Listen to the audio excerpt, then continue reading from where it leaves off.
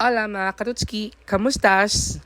Ito yung panglimang events natin nung nakaraang December. Sinundo na kami ni tita kasi nawala kami, hindi namin mahanap itong bahay na ito. Pagkadating talaga namin dito, nalula ako at napawaw talaga ako sa ganda ng bahay. Napawaw din ako sa taas ng setup namin sa 3rd floor at 4th floor. Pero huwag kang mag-alala kasi meron kaming extra service charge for that. Aware na rin yung ating clients kasi nag-inform na rin sila kung saan kami magsa-setup. Kaya nagdagdag na rin kami ng service charge for that para sa mga staff natin na magbubuhat ng gamit sa mga ganitong mataas na palapag. Kaya ang kalaban lang talaga namin sa mga ganitong setup sa mga outdoor is yung hangin. Sobrang lakas pero okay lang, at least hindi siya mainit.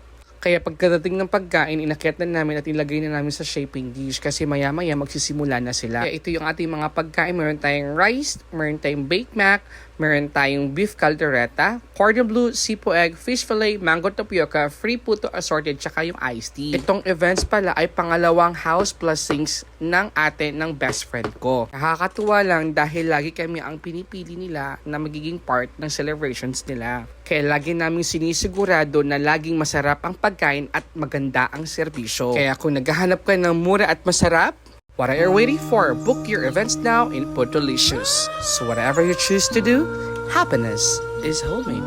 Thank you for watching. Bye!